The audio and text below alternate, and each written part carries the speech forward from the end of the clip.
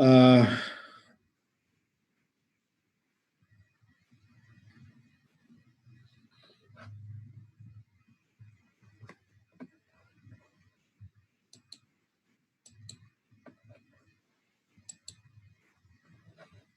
bien. Como siempre, lo primero, entender dónde está ubicado el cristalino, qué es el cristalino, ¿verdad? Y para ese caso, pues, hay que entender, esta es la estructura del cristalino. El cristalino es una estructura del ojo humano con forma, perdón un momentito, ya, ahora sí. Es una lente biconvexa, ¿no? ¿Sí? Biconvexa, porque a ambos lados es convexa. A eso se llama biconvexa, ¿verdad? Entonces tiene esta parte de acá, se llama ecuador, ¿no? Y dentro del cristalino, pues podemos ubicar una parte anterior, ¿no? Que es esta, que está acá. Una parte posterior y una parte central. La parte central se llama núcleo, la cápsula que la rodea y el córtex, ¿no? Y las células epiteliales que están debajo de la cápsula. Entonces, a ver, aquí tenemos otra imagen. Vamos a admitir a los alumnos. Perfecto. Ya.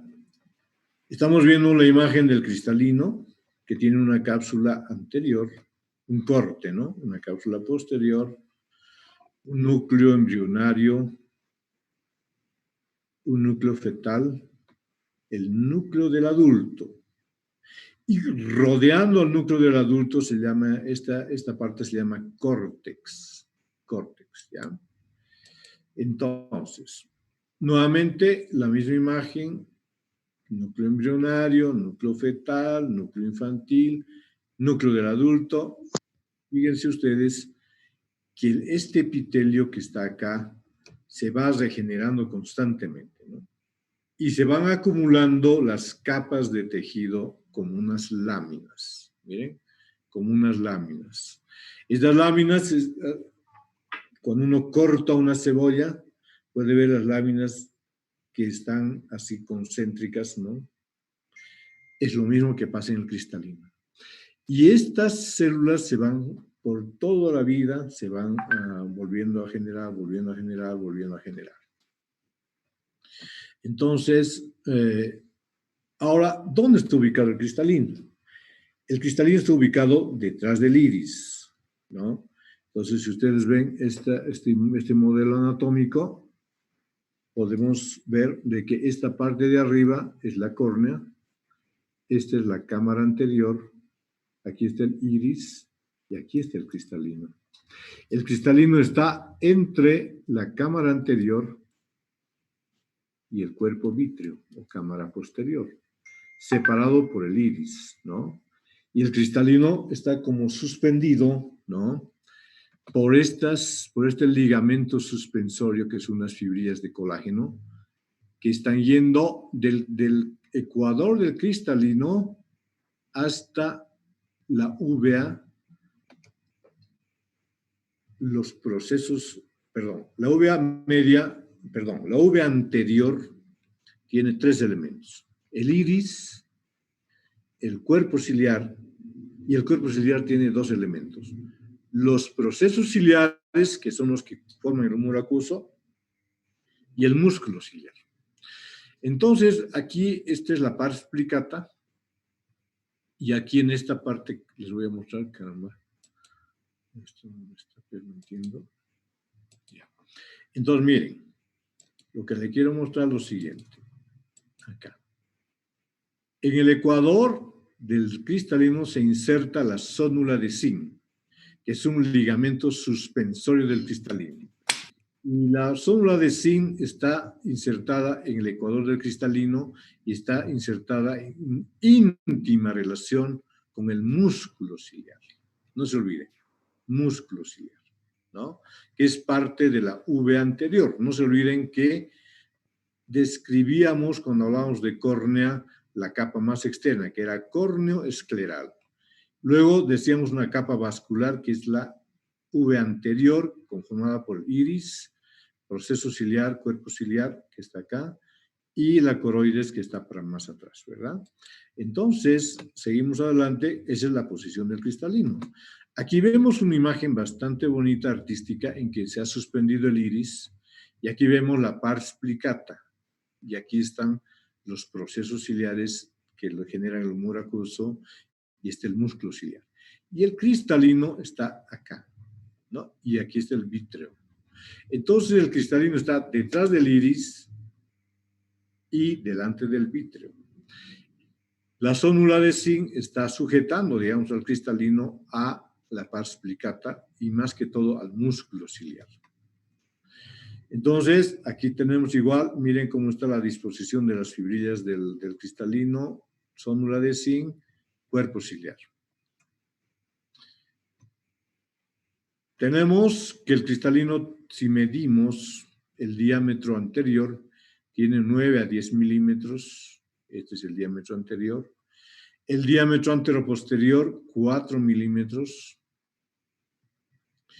Y las curvaturas anterior, de 10 milímetros de curvatura, y posterior, de 6 milímetros de curvatura. Pesa de 190 a 220 miligramos, que serían de 19 a 22 gramos, ¿verdad? Perfecto. Ahora empezamos ya con la fisiología, ¿verdad? El cristalino cumple una doble misión, ¿no? Uno es un lente. En córnea hablábamos de 2 lentes, ¿verdad? Yo les hablé que el sistema óptico tiene cualquier sistema óptico tiene 2 lentes. Pongamos de ejemplo un microscopio óptico. ¿Cuáles son los lentes del microscopio óptico? A ver, Noelia Flores, abran sus cámaras, por favor. Noelia Flores. Doctor. Abran sus cámaras para que pueda verlos. Cierren sus micrófonos. Noelia, excepto Noelia. ¿Cuáles son los 2 lentes que tiene un microscopio óptico común?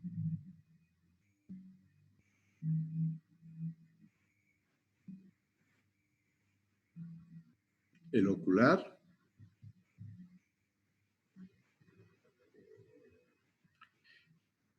Un microscopio común tiene 2 lentes, ¿verdad? El ocular, por donde observamos, y el objetivo. Y aquí puede tener varios lentes. No se olviden, ese es un sistema óptico. El sistema óptico sirve para ver las imágenes a un gran aumento. Por eso podemos ver tejidos histológicos con ese sistema óptico, ¿verdad? De 2 lentes. También, si usted quiere ver la luna con un telescopio, va a tener un sistema óptico. 2 lentes. Y el ojo tiene un sistema óptico. ¿Cuáles son los 2 lentes que tiene el ojo? El cristalino que estamos viendo ahora. ¿Y cuál era el otro lente poderoso de 44 dioptrías? La córnea. Excelente, la córnea. Entonces, ¿quién habló? Cruz Mariela, doctor. Bien, active su cámara, por favor. Bien, entonces, el cristalino es parte de ese sistema óptico y es una lente que, como dice aquí en la diapositiva, contribuye al poder convergente del dioptrio ocular con una potencia aproximada de 19 dioptrías. Entonces, la córnea tiene 44 dioptrías y el lente, el cristalino, 19. Y se suman por más o menos un poco más de 60. ¿Cuál es el objetivo? Los rayos luminosos llegan paralelos al ojo. Entonces necesitamos 2 lentes que converjan esos rayos luminosos hacia la mácula. Llegando a la mácula se genera la imagen ahí y por el nervio óptico se va al cerebro, ¿no? Entonces este lente tiene una característica. Puede variar su poder dióptrico, ¿no? Entonces, para explicarles, cuando uno está mirando al frente, digamos al infinito, por decirles, 4 o 6 metros adelante está usando la visión lejana. Pero cuando quiere ver algún detalle, por ejemplo, la marca de este bolígrafo, estoy usando mi visión cercana. Y entonces, cuando yo veo a lejos, mi cristalino está en reposo. Pero cuando quiero ver algo pequeño, el cristalino enfoca. Acuérdense del fenómeno del reflejo de acomodación. El cristalino acomoda y cambia de forma. Entonces, en primer lugar, es una lente que contribuye al poder convergente del dióptrico ocular o del sistema óptico con una potencia de 19 dioptrías. Y por otro lado, como órgano elástico puede variar su diámetro anteroposterior, volviéndose más esférico, y así aumenta su potencia. Y ese fenómeno se llama acomodación. Cuando yo leo algo, estoy acomodando. Su forma biconvexa, ¿no? Permite mediante este mecanismo que las imágenes se enfoquen en la retina. Presenta una forma elíptica en visión lejana y una forma más esférica para visión cercana. Entonces, ahora, otra función del cristalino es la transparencia. Vamos a volver enseguida, ¿no? Pero vamos siguiendo por partes. La transparencia del cristalino es importante porque si el cristalino no está transparente no vamos a poder, los rayos luminosos no van a poder entrar dentro del ojo. ¿Y por qué es transparente? Porque hay una alta ordenación de las células que lo conforman, las fibrillas que tienen una ordenación pero perfecta, y de la matriz extracelular. Y esa matriz extracelular está principalmente muy cerca a la cápsula, ¿no? Las fibras forman un sinsitio, ¿no? Que están unidas por uniones gap, de manera que funcionan como una única célula con mecanismos intercelulares intercomunicados. Entonces, esta imagen me está mostrando que el cristalino es una lente más la córnea conforma el sistema óptico. Y que esta imagen que está frente al ojo está llegando a la mácula por esa propiedad que tiene de converger. Una vez que llega a la mácula, entonces los estímulos van por el nervio óptico, quiasma y toda la parte de la base del cerebro hasta la cisura calcarina. Entonces, este es por qué podemos ver las imágenes, porque es importante entender el dióptrico ocular o el sistema óptico que está conformado por córnea y cristalino. El cristalino, cuando está en reposo, tiene una forma normal, digamos. Pero cuando queremos ver algo muy cerca, el cristalino cambia de forma y cambia de poder. La córnea tiene un poder constante, no cambia, pero el cristalino sí cambia de forma en la visión próxima o cercana. ¿Está bien? Entonces, seguimos adelante. Entonces, el mecanismo de la acomodación. El cristalino está unido al músculo ciliar por ligamentos que se llaman zónula ciliar, ¿no? Estos ligamentos que están manteniendo al cristalino suspendido, o zónula de zinc. Cuando el músculo ciliar se relaja, es decir, cuando la persona está mirando lejos, los ligamentos tiran y el cristalino está aplanado, miren acá. Y esa es la visión lejana. Cuando yo quiero leer, el cristalino cambia de forma, aumenta su poder dióptrico, el músculo ciliar está contraído y podemos leer. En la persona joven, estoy hablando hasta los 40 años. Entonces, este es el mecanismo de acomodación que también explica el reflejo de acomodación. Entonces, tenemos ahí la cápsula para repasar, el núcleo, el córtex y entender que el cristalino es una lente y la acomodación. Entonces, esas son las funciones del cristalino, ¿no? Ser una lente, converger los rayos luminosos hacia la mácula y cambiar de forma y de poder dióptrico para poder leer o ver objetos de cerca. Una persona que no tiene cristalino no tiene acomodación y no puede ver cerca, solamente ve lejos. ¿Cómo se enferma el cristalino? Entonces, en primer lugar, lo primero que hay que pensar en el cristalino es la presbicia, ¿no? La presbicia es una anomalía o defecto del ojo que consiste en la imposibilidad de ver con claridad objetos próximos ¿Qué ocurre? Cuando pasan los años y uno llega a los 40, el cristalino pierde su elasticidad y ya no se deforma y se vuelve rígido. Entonces, aquella persona que tiene, digamos, sus papás que tienen 50, 60 años, ustedes le dan algo para leer y el papá hace esto, aleja. Porque el cristalino no se puede, ha perdido su capacidad de enfoque o de su capacidad de acomodación. Y se pierde totalmente la acomodación a los 60 años. Por eso el paciente aleja un poco y lee, pero cuando tiene 60 años ya, aunque aleje, ve muy mal.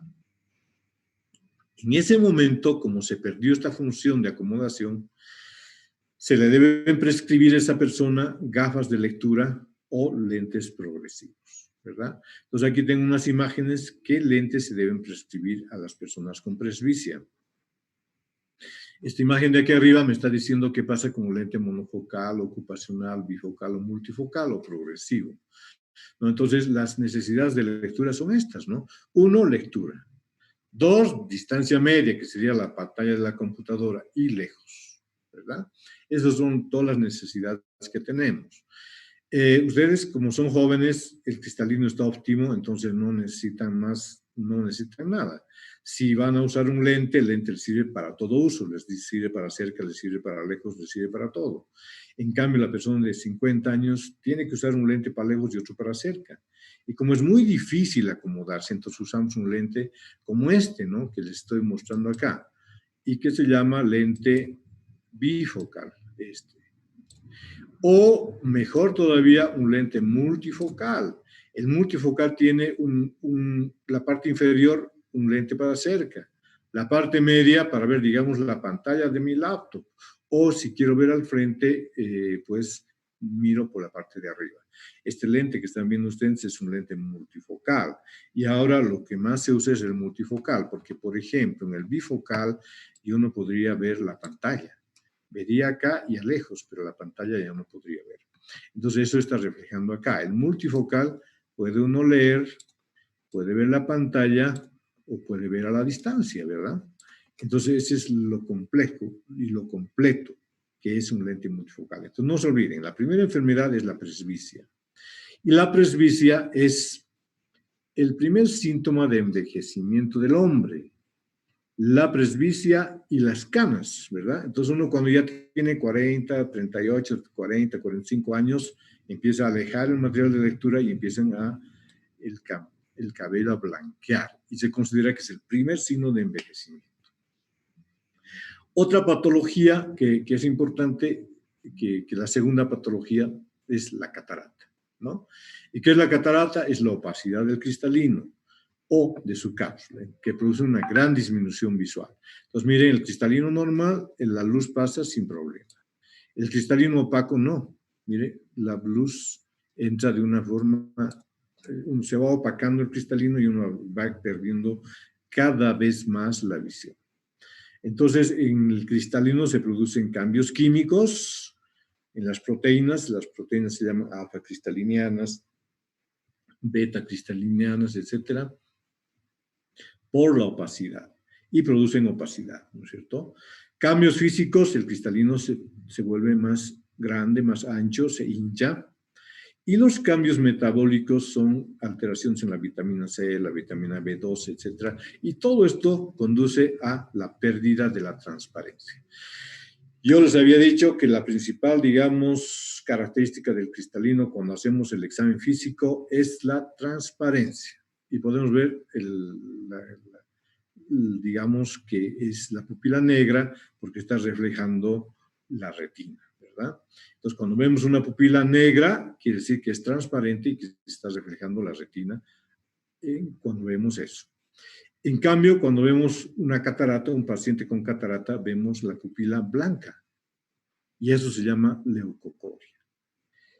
La catarata más frecuente es la catarata senil. Entonces, es el 90% de los casos.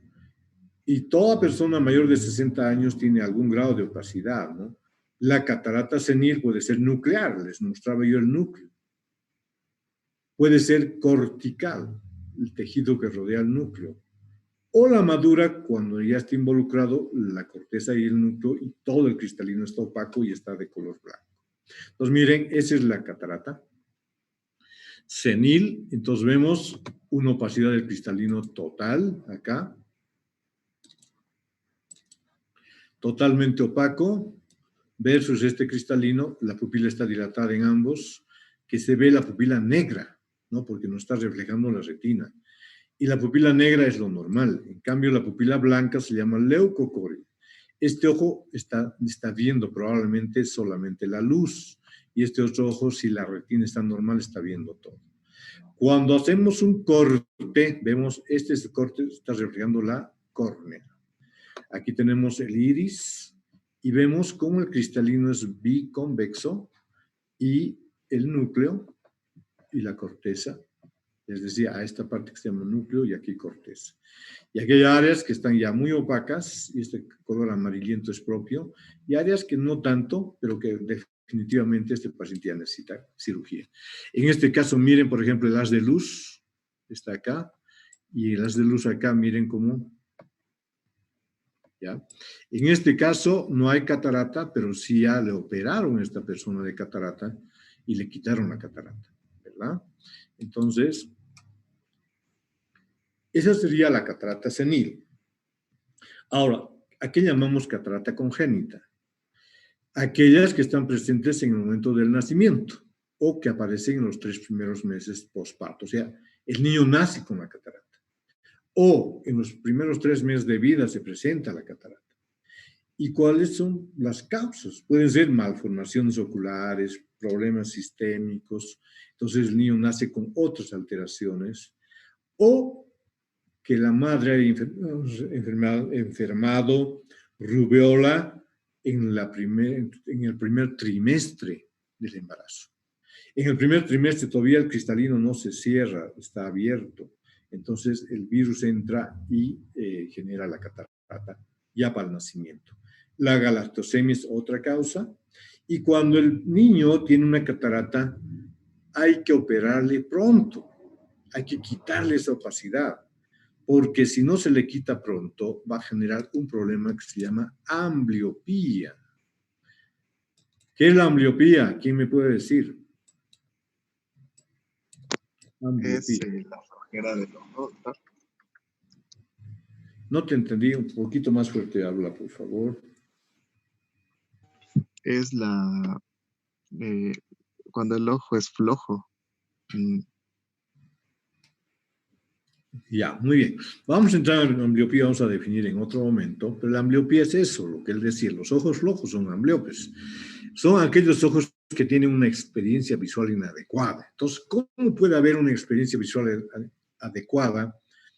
El niño crece el ojo crece hasta los 7 años, ¿verdad? Y desarrolla la visión hasta los 7 años. Pero para que desarrolle la visión tiene que tener una experiencia visual óptima. Entonces tiene que ver bien. Resulta que si mi paciente tiene una catarata, el niño no tiene los estímulos de afuera, no está viendo las imágenes, está viendo todo blanco. Entonces el ojo no desarrolla. Y ese retraso del desarrollo del ojito se llama ambliopía. Y se define como la experiencia visual inadecuada porque tiene una catarata, tiene un ojo desviado, tiene un ojo con una medida de lentes muy alta, experiencia visual inadecuada en el periodo de la habilidad sensorial. ¿Cuándo es el periodo de la habilidad sensorial? Del nacimiento a los 7 años. Entonces el niño aprende a ver todo, desde que nace ve borroso, pero ve. Y el ojo y el cerebro desarrollan bien esa función denominada función visual. Pero si el niño tiene catarata, no está viendo bien. Y como dice acá, la opacidad central impide el normal desarrollo de la visión del niño, por lo que hay que intervenir tempranamente, diría yo, para evitar la ambliopía. Entonces, el compañero sí tenía razón cuando hablamos de ambliopía.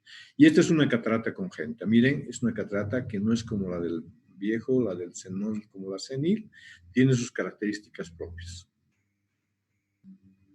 Bien. Esta es una catarata, también la catarata puede ser senil, congénita, traumática. Cualquier tipo de agresión puede causar el desarrollo de una opacidad del cristalino. Calor intenso, frío intenso, radiaciones, contusiones oculares. ¿Cuáles son las más frecuentes? Las heridas perforantes oculares, los cuerpos extraños intraoculares o la contusión. Es un paciente que le dan un golpe, que le llega una pelota, por ejemplo, de racket, puede generarle una catarata traumática. Entonces, la catarata senil, como la congénita, como la traumática y todo tipo de cataratas, requieren un tratamiento que es quirúrgico. Tenemos otra catarata, que también ustedes van a ver con alguna frecuencia, que es la catarata metabólica. La catarata metabólica, la más frecuente, es la diabética, ¿no? Pero la diabetes, no se olviden, empieza a aparecer a partir de los 40, 50 años. Al menos la diabetes tipo 2 o no insulino dependiente. Entonces, en esa persona que ya tiene, por decirle, 20 años de diabético y tiene ya 70 años, hay una conjunción de la degeneración propia de la edad y de la diabetes. Entonces, una catarata que se presenta por los dos lados, ¿no? Porque el paciente ya está mayor y tiene un proceso degenerativo propio de la edad y por las alteraciones que nos da la diabetes. Entonces, esa sería la diabética del adulto mayor o del senil, ¿no? Versus la catarata diabética verdadera. En la catarata diabética verdadera, que es la insulino dependiente, la diabetes tipo 1, en este caso, esa está presentada en jóvenes, por decirle que un niño tiene, pero un chiquillo tiene 14 años y debuta con diabetes, insulino dependiente y bla, bla, todo. A los 25 años ese chico puede tener una catarata. Esa es la catarata diabética verdadera, porque no hay una relación con la degeneración, ¿verdad? Entonces, catarata diabética, que se puede presentar en la persona mayor y que es combinada con una senil, y la verdadera, que sería de los jóvenes. Cuando se habla de catarata metabólica, también podemos hablar de la tetánica, la galactosémica y la sindermatómica. Pero la que más nos interesa es la catarata diabética, que se presenta en la persona mayor. La tóxica se refiere a eso, a la toxicidad que un medicamento puede estar influyendo en el cristalino. Entonces, corticoides, sobre todo los administrados por vía sistémica, aparecen en general a partir del primer año de tratamiento continuado. Entonces, enfermedades generales que tienen que tomar por meses, años, corticoides por vía oral, pueden generarles cataratas denominadas tóxicas. Y en oftalmología ahora se usa muy poco, pero antes se usaba mucho los mióticos, la pilocarpina.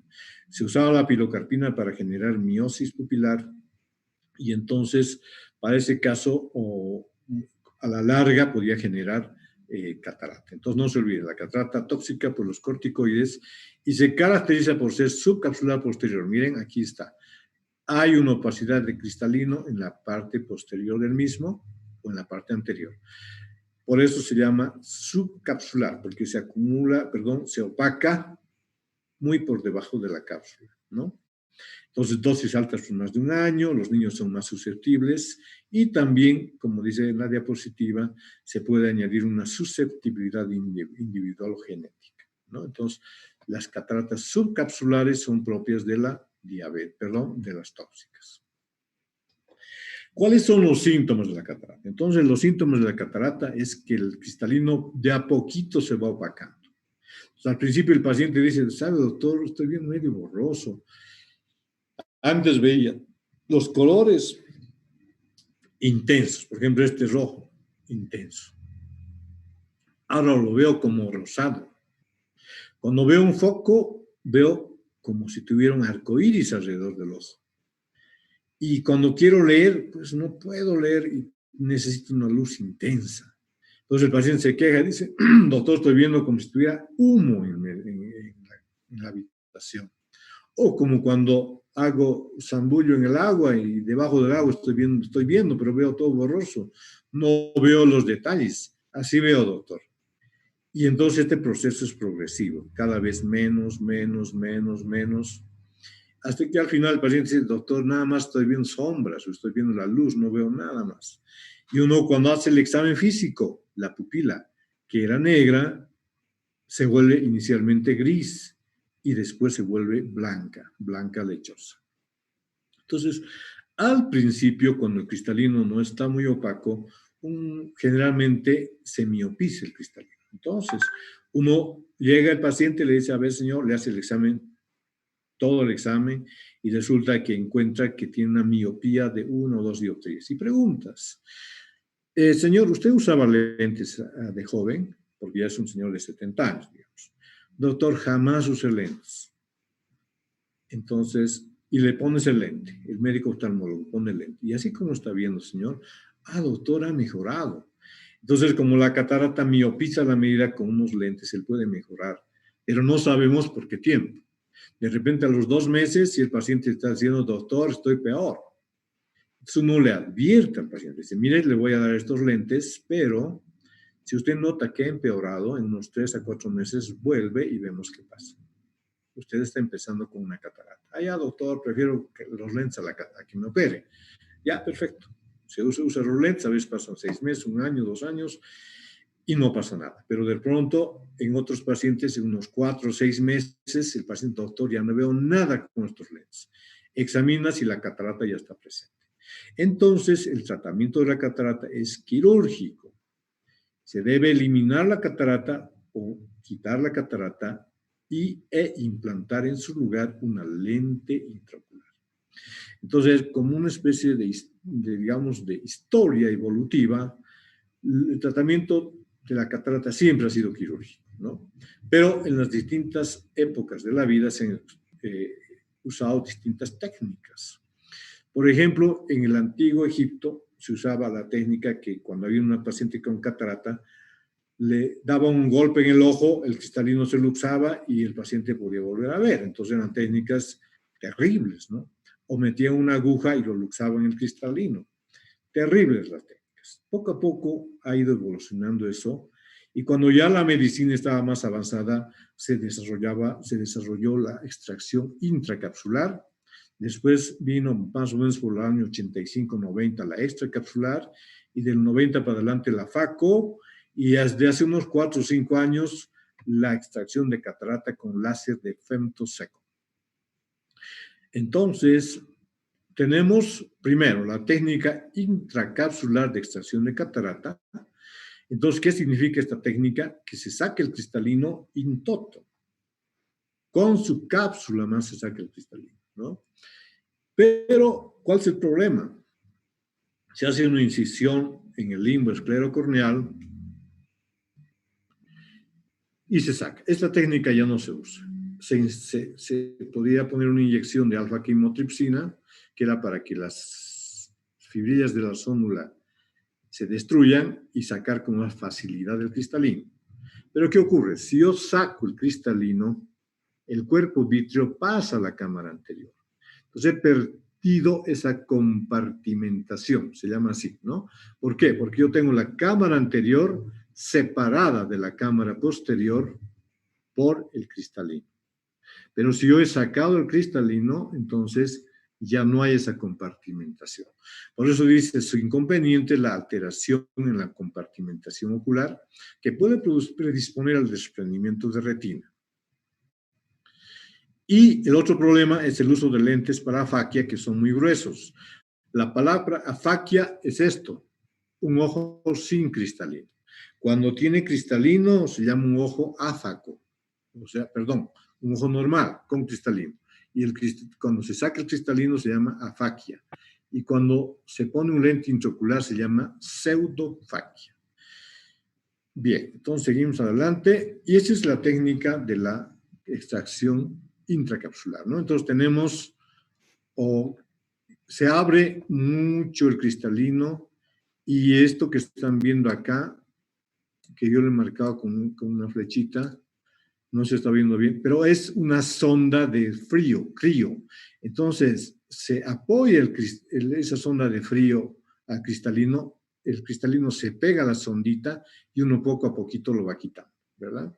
Entonces, pero una vez que ha quitado el cristalino, como no tenemos ese lente de 19 dioptrías, tenemos que usar estos lentes, se tenían que usar estos lentes gruesos, gruesos, gruesos.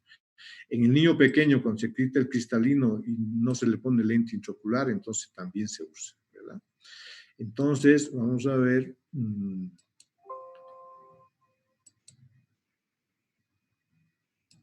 Bien, les voy a mostrar esta imagen que es, vamos a ver.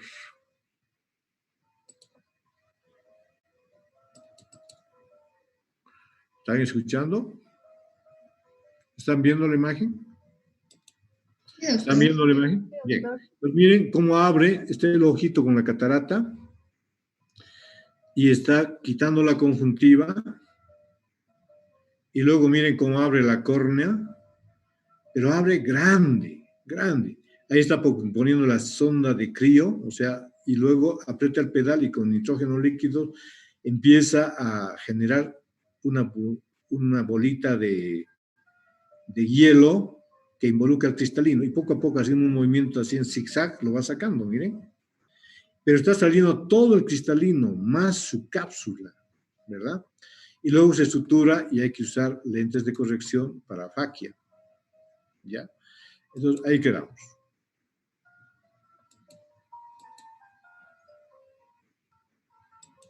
Ya. Entonces, esa sería una, digamos, una forma en la cual podemos tratar. Se trataba antes, ¿no? Antes teníamos que hacer esas cirugías porque no había otra forma. Estoy hablando hasta el año 80. Entonces, después ya surgió, bueno, sacábamos el cristalino y teníamos que usar estos lentes gruesísimos que quitaban el campo visual y que sin lentes el paciente veía muy mal y con lentes veía recién bien, pero que tenía que estar esclavo de sus lentes. Los rompía y era una tragedia. O lentes de contacto, pero si una persona de 80 años el lente de contacto va a ser muy difícil de usarlo. A partir del 85, 90, surge la técnica extracapsular con otra concepción.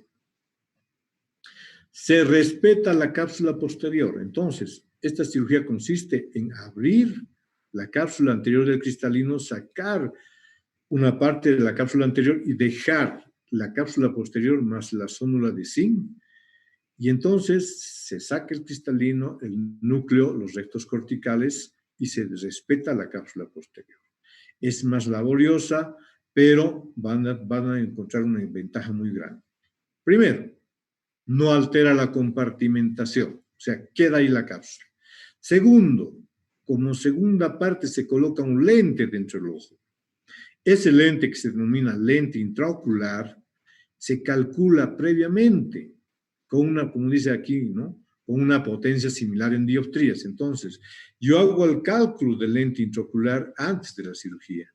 Saco el cristalino y en la cápsula posterior que ha quedado lo implanto el lente intraocular. Y ese lente intraocular va a tener un poder similar al cristalino que yo he quitado. Entonces el paciente ya va a recuperar la visión. Y ese lente se coloca detrás del iris. Entonces, miren, así.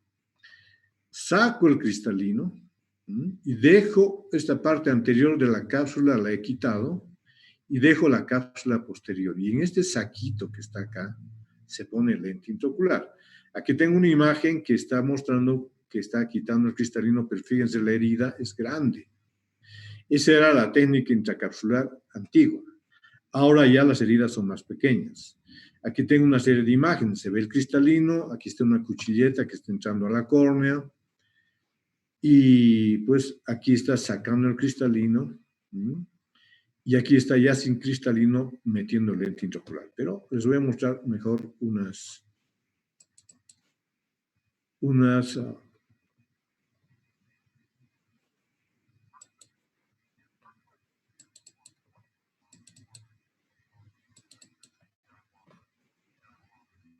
bien, en esta está igual, miren, está cortando, ahí no están viendo, ¿no? ¿Están viendo? Sí, doctor, sí se ve. Perfecto, entonces Ya. Está abriendo la conjuntiva y lo que están viendo está haciendo cauterización de los vasos en la esclera. Y luego con esa cuchilleta, miren, está haciendo un corte en la esclera, no total, sino parcial, de más o menos un 40-50%, y con la cuchilleta está haciendo un surco, ¿no? Está haciendo, pues, como un bolsillito, ¿no? Y tiene que llegar hasta la córnea. Si ustedes se fijan, ya está empezando a llegar a la córnea. Ahí, vean. Está entrando a la córnea, pero no es del espesor, sino es parte, ¿no? Y luego ha hecho incisión, ha puesto un azul que se llama azul de tripán. Y una vez, ahorita está colocando viscoelástico, que es una sustancia espesa para que se forme bien la cámara anterior y se pueda trabajar. Y luego quita la cápsula anterior. Se van a fijar cómo está entrando y miren, vean esa cápsula anterior. La cápsula anterior del cristalino está quitando. Una vez que quita la cápsula, y lo que se está viendo atrás blanco es la catarata. Entonces yo tengo que quitar no solamente la cápsula se la desecha, o sea, no se la conserva, se la desecha. Y estoy abriendo, ¿no?, la incisión. Y miren cómo ahí está inyectando un poquito de agua y lo está luxando la catarata al núcleo del cristalino opaco. Y lo luxa hacia la cámara anterior, o sea, está sacando hacia la cámara anterior del núcleo. Pero la cápsula posterior está conservada. Entonces, ¿qué hace? Inyecta un poco de viscoelástico y miren cómo lo saca el núcleo. Y todo ese material blanco que está ahí es la corteza, que también hay que sacar. Entonces, él va a sacar, miren, está acabando de sacar el núcleo. Miren, ahí sacó el núcleo. Pero queda material cristaliniano, entonces hay que sacar todo. Miren cómo se saca. Vuelve a inyectar, miren, está lavando bien, se llama cánula de doble vía. Y ahí está inyectando nuevamente esa sustancia espesa. Y esto que está insertando él se llama lente intraocular. Entonces, el lente intraocular lo coloca en la bolsa capsular. En esa cápsula que dejamos, ahí lo ha colocado el lente, lo está colocando el lente. Por eso no se va hacia el vítreo. Y por esa razón se dice que se está respetando la compartimentación. Ese lente intraocular tiene el poder dióptrico para que el paciente recupere la visión a lo que era antes, ¿no? En este caso, por ejemplo, estas cirugías suelen ser, ya son autosellantes, se llaman, y ya no requieren puntos. Entonces, el paciente recupera la visión con esto, ¿no? Entonces, así es como se opera ahora en gran parte de los países, de nuestros países, ¿verdad? De los países en desarrollo, porque en los países avanzados ya no se opera con esta técnica, sino se opera con esta técnica, que se llama facoemulsificación. La facoemulsificación es un procedimiento microincisional para la operación de catarata. No se sutura, igual que en nuestro caso, también puede no suturarse, o cuando más se pone un puntito, máximo 2, completamente ambulatorio en los dos casos. Se tiene un aparato que genera un ultrasonido a través de una punta ultrasónica. El ultrasonido fragmenta el cristalino, lo deshace. Y el sistema es ese cristalino deshecho, aspirarlo y quitarlo por una herida mucho más pequeñita. Entonces realiza una pequeña incisión de 2.2 a 3 milímetros, se extrae el lente, o sea, la catarata, y se pone un lente, en este caso, plegable. ¿Por qué? Porque la incisión es más pequeña.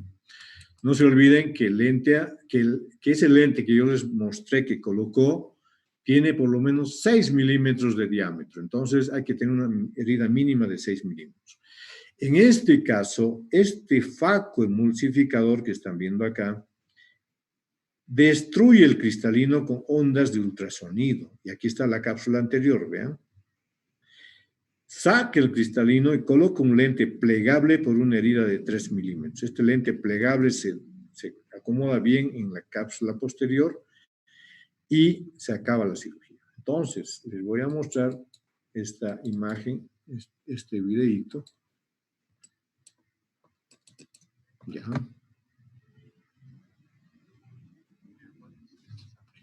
Muy bien, entonces...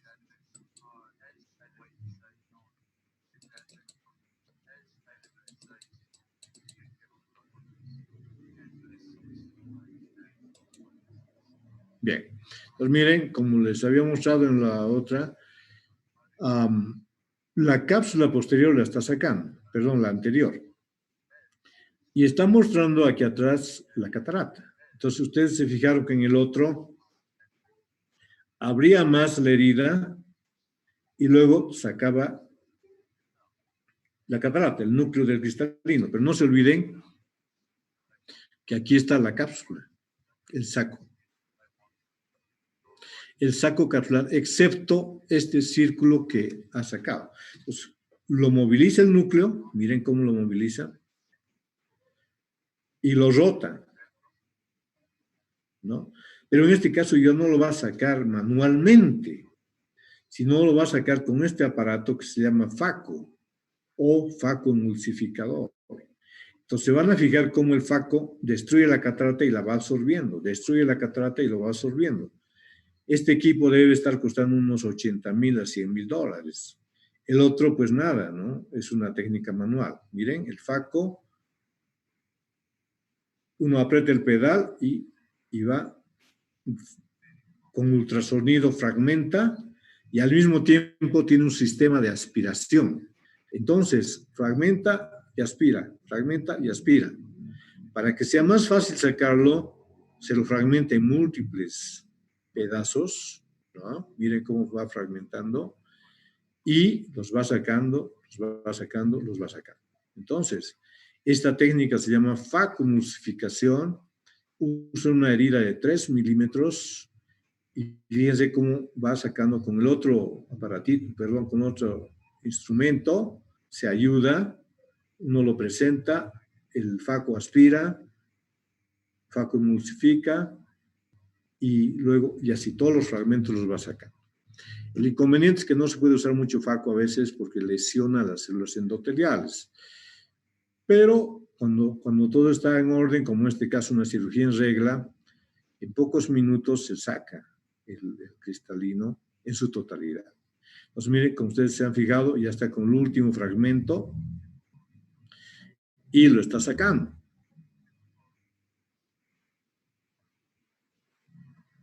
¿No es cierto? Bien, entonces acabó de sacar y luego va a aspirar lo que queda, porque ahí queda todavía algunos fragmentos, pero ya sin FACO. Ya ahí usa una aspiración, un sistema de aspiración sin FACO. Saca el FACO, entonces introduce esa cánula que es de irrigación y aspiración, pero ya no fragmenta porque son solamente los restos. Y luego aumenta el viscoelástico y está metiendo el lente por una incisión de 3 milímetros. Ese lente se llama plegable. Igualito ha sido estudiado para introducir con un poder similar al cristalino, al lente normal de la persona, ¿verdad? Entonces, el lente artificial, por se llama, a este procedimiento se llama FACO-emulsificación y esto se llama pseudofaquia, porque ya tiene un lente dentro del ojo. Entonces el paciente con ese lente mira todo. No necesita un lente grueso fuera, sino con este lente mira todo. Bien, está sacando todo el material que ha puesto y esta cirugía por lo general no necesita puntos de sutura, a no ser que la herida esté un poquito más amplia, esté saliendo líquido, entonces en ese caso sí se usa un puntito. Y si se fijan, ya todo está realizado, entonces nada más poner un poquito de agua a las incisiones y se acabó la cirugía. Bien, entonces esta sería la técnica con FACO-emulsificación.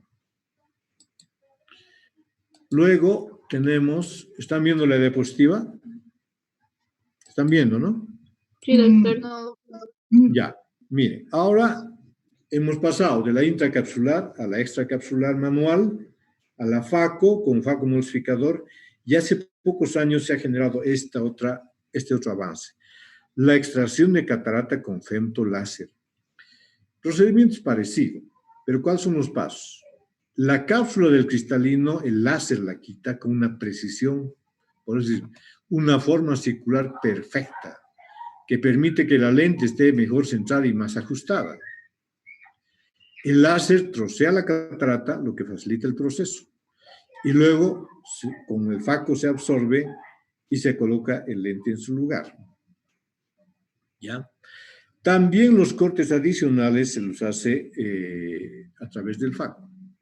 El láser femtosecond es un instrumento con longitud de onda infrarroja, de gran precisión, que trabaja en millonésimas de segundo. Hace cortes perfectos, tanto de la cápsula como de la córnea, y miren, fragmenta el cristalino y se lo quita con mucha facilidad. Pero, fíjense, ese equipo cuesta por lo menos $500,000, $600,000 para adelante, entonces es muy caro.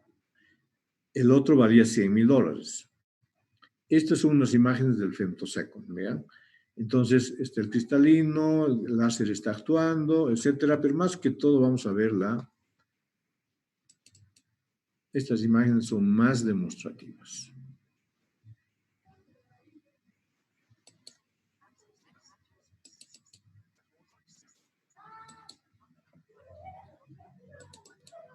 Bien, entonces este es el femtosecond que tiene, están viendo la imagen, ¿no es cierto? ¿Jóvenes? Sí, doctor. Bien, entonces, ¿qué hace el femtosecond? Una vez que...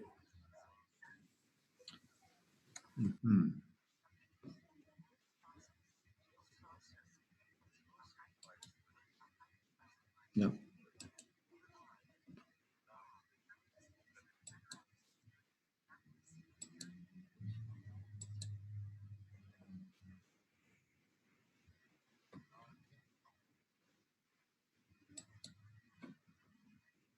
No, perdón, voy a ir a esta imagen, esta.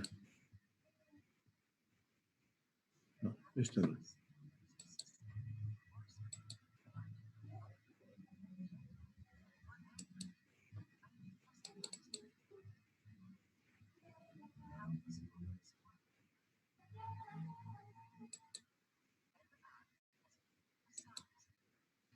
Esta es la que corresponde. Bien, vamos a ver.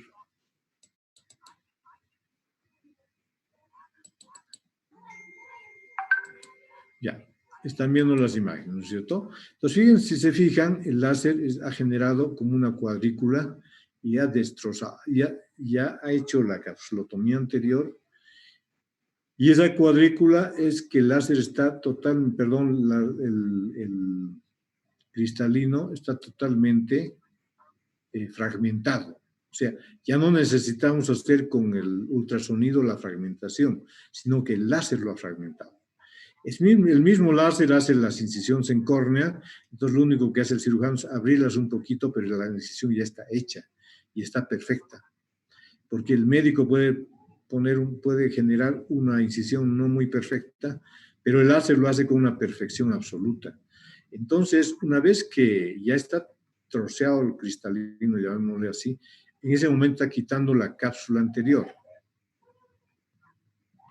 Está quitando la cápsula anterior, ¿verdad? Ahí la ha sacado. Y luego está movilizando un poco el cristalino, ¿no? Y luego ahí está movilizando, ¿no? Como se han fijado, para que el cristalino ya esté sueltito. Y luego lo absorbe. Van a ver ustedes con el faco, pero en este caso el faco lo usa con un poder muy bajo y prácticamente más que facomulsificar es absorber eso. Mete la punta del faco y empieza a absorber el cristalino, pero con una facilidad única y en un tiempo mínimo, ¿verdad? Esta imagen creo que es del 2015, del 2015 al 2020, ya todo esto ha avanzado mucho más. Pero eran los primeros femtos, ¿no? O sea, primeros láseres para catarata. Pues miren cómo lo absorbe.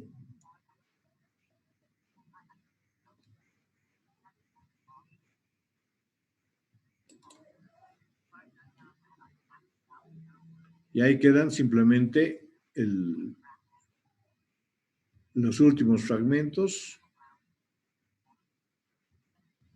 Como ven, esta parte es muy parecida a la técnica del ultrasonido, pero con la diferencia de que los cortes son perfectos y que ya el cristalino está ya deshecho. Entonces, acaba de absorber los últimos fragmentos, limpia un poquito más con la cánula doble vía o con el irrigador aspirador. Miren cómo va sacando el resto del cristalino, lo que quedaba.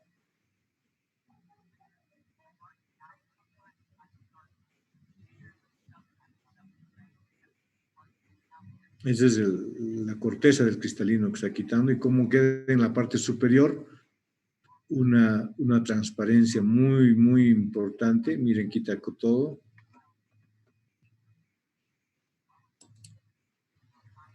Acaba de quitar, ¿verdad? Entonces, hace un pulido de la cápsula posterior, ¿no? Porque siempre quedan células ahí que pueden generar una opacidad de la cápsula. Esa cápsula posterior a veces se opaca en cualquiera de estas técnicas. Y eso se hace una pequeña, ya no se hace otra cirugía, sino con láser. Mire qué tal perfecta la extracción de la cápsula anterior. Amplía un poquito la herida y mete lente intraocular por una incisión de 2.2 milímetros. Entonces, justo en el bag capsular, que se llama el saco de la cápsula.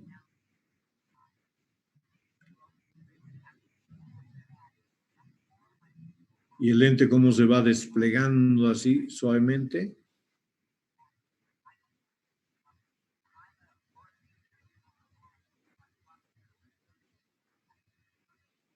Y ya está totalmente desplegado. Entonces, el lente tiene el poder del cristalino que hemos quitado.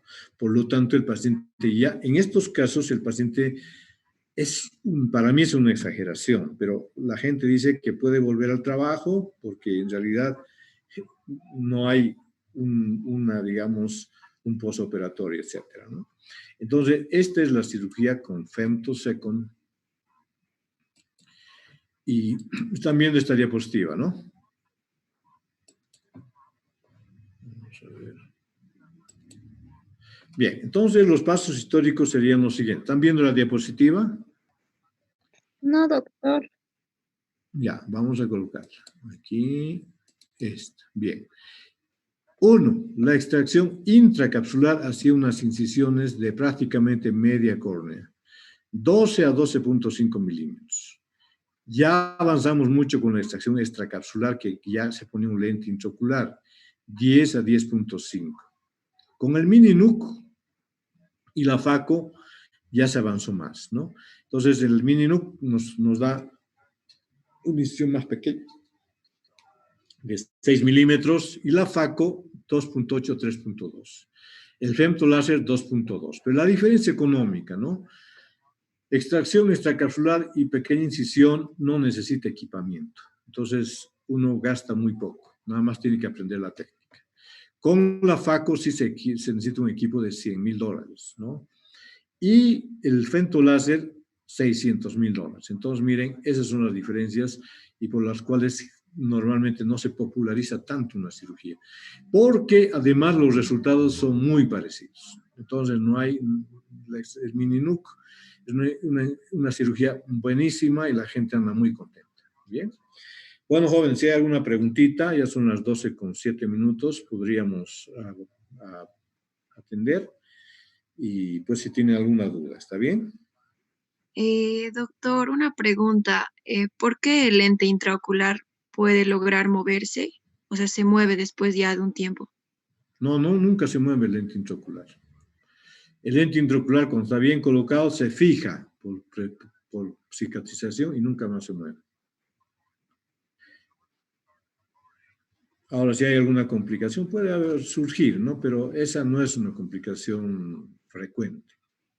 Puede ser por una mala técnica quirúrgica operatoria. En ese caso es una complicación de la cirugía, pero yo, miren, opero desde el año 90 y Muy rara vez he tenido así problemas que que el lente se haya luxado. Nunca he tenido, la verdad. No se luxa el lente. ¿Alguna preguntita más, jóvenes? Y doctor, El ¿cuánto es lente el se tiempo queda de por vida. Dime. ¿Cuánto es el tiempo posoperatorio después de la cirugía? ¿Cuánto tiempo no podría ir a trabajar o volver a sus actividades Todavía, ¿no? comunes? Porque son personas generalmente que ya están jubiladas, ¿verdad? Entonces uno siempre trata de cuidarlas. Esta cirugía es ambulatoria. Cuando la cirugía está bien hecha, probablemente el paciente ya está en la semana siguiente trabajando. Pero hay pacientes que, digamos, necesitan un poco más de reposo. Pues son personas de 70, 80 años. Entonces lo que hacen ellos es descansar y no hay problema. Son ambulatorias. Todas estas son ambulatorias.